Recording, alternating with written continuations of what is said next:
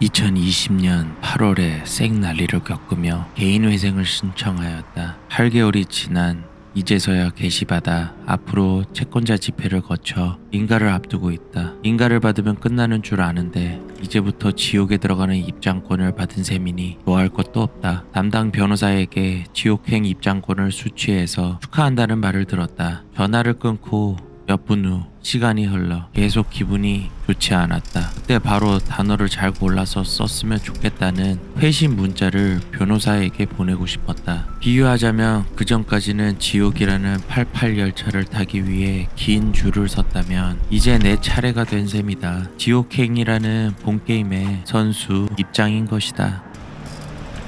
지옥행 입장권을 안 사면 그만 아니냐 라는 말을 하는 사람이 있을 것이다.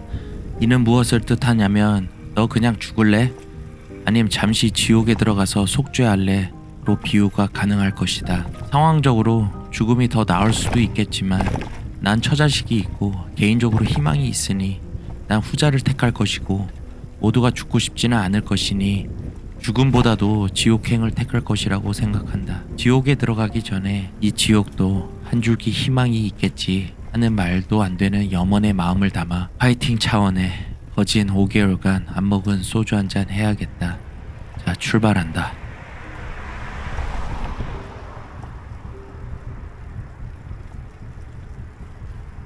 지옥으로 가는 것인데 축하한다는 단어를 썼다.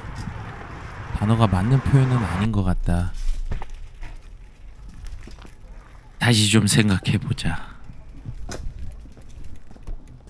근데 아무리 생각해봐도 정말 그 변호사가 원망스럽고 사악한 표현인 것 같다. 내비게이션을 계속 보는 이유는 한강에 갈 것인데 자전거 타고 한강은 처음 가는 것이라 이해 부탁한다. 한강에서 소주 한잔 할 것이다. 한강에 들어가지는 않을 것이다. 염려하지 않아도 된다.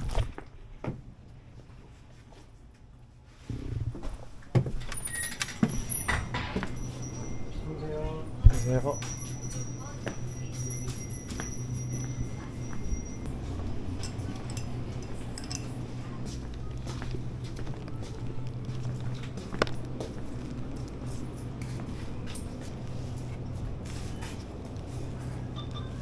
개인적으로 물건을 오랜만에 사본 카메가 새롭다. 예, 감사합니다.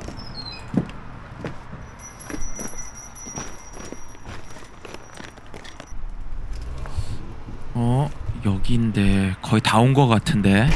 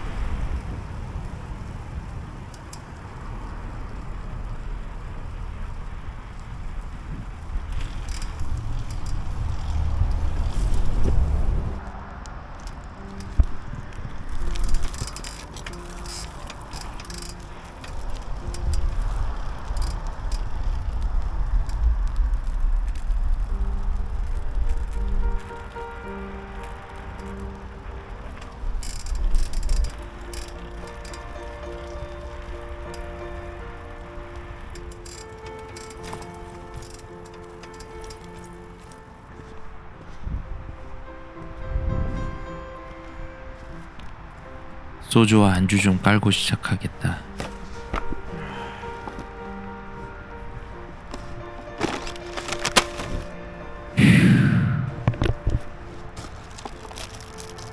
이게 얼마 만에 마셔보는 소주냐.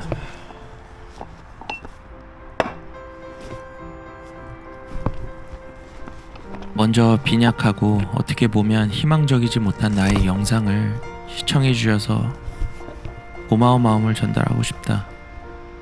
같이 한잔 했으면 좋겠다.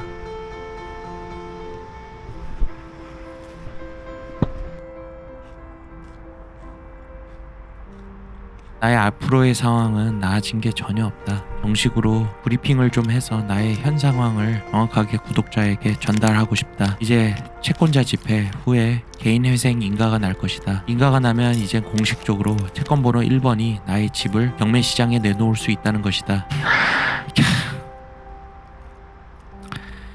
곧 불가피하게 발생될 나의 집 경매 눈물의 현장도 영상에 담을 수 있다면 담아보겠다. 하나하나 영상에 기록하겠다는 약조를 구독자들에게 분명히 했기 때문이다. 복잡한 심정이 많이 든다. 반년 전부터 나의 집은 경매 처리가 될 것이다 라는 것을 머리로는 알고 있었지만 막상 그 기간이 코앞으로 다가오니 눈물이 고인다. 지금 이 눈물의 뜻은 나를 믿어준 가족 때문이다. 믿고 따라와준 가족, 미안할 따름이다. 앞으로 나의 가족들의 의식주가 걱정이 된다.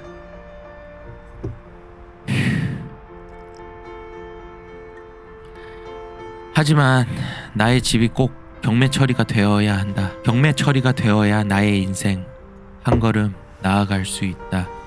왜냐하면 경매가 이루어져야지 무주택 신분으로 바뀌고 그간 빡세게 몸을 굴려 근로소득으로 번 돈으로 임대주택이나 무주택으로서 정부에서 제공하는 그 무엇을 누릴 수 있기 때문이다. 때딸린 7년 이내에 신혼부부 자격으로 무주택자에게 정부가 보조할 부분을 확실히 공부해야 된다. 이 부분에 대해서 공부를 해야 될 필요성을 느낀다. 그것이 가능할 때까지 임시 거주지가 필요한 상황인데 이것을 해결해 줄 사람은 가족밖에 없다.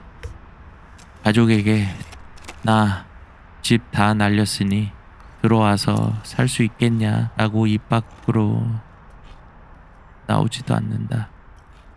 하지만 이 역시도 여의치 않은 상황이다. 집 다 말아먹고 나의 40 후반을 바라보는 아들이 용돈은 주지 못할 망정 집에 다시 돌아온다? 그것도 자식과 마누라까지 딸리고 말이다. 이 정말 누구에게도 하소연할 수 없는 부분이다.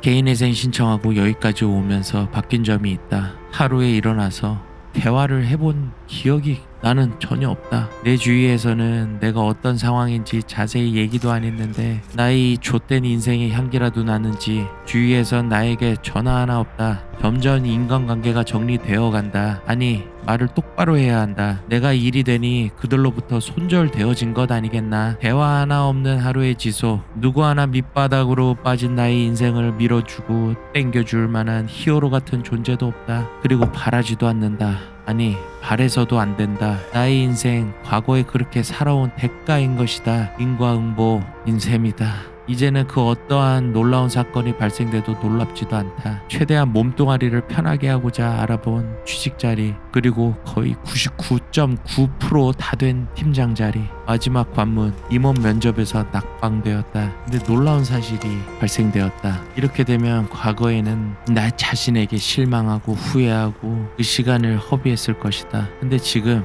그리 놀랍지도 않다. 더 큰 실패를 경험하니 그 어떤 풍파가 와도 다 시시한 것이다. 내성이 생겼나 보다.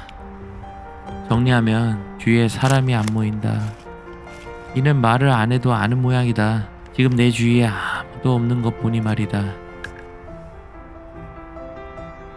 나는 상관없다. 인생이 끝난 것도 아니니까 말이다. 밑바닥에 와보니 드러난 이 얄팍했던 대인관계. 내가 잘 돼야 사람이 모아진다. 내가 안 되니 있던 사람도 떠나고 주위에 사람이 안 모인다. 사람의 본성이 그러니 누구의 탓도 아니다. 근본적으로 잘못된 나의 인생을 탓하면 그만이다.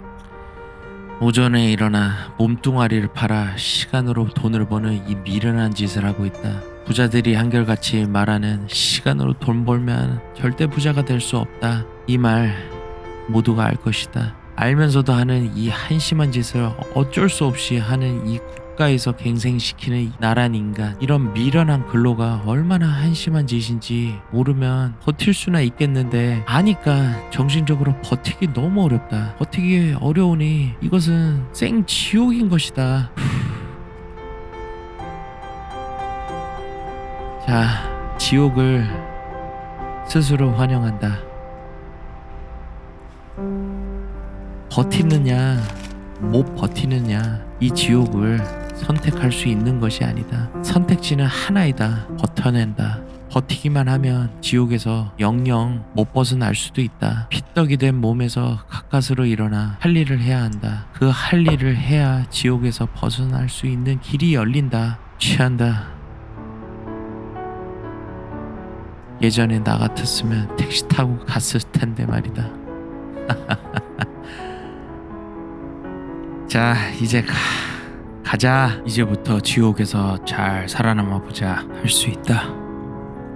할 수 있다.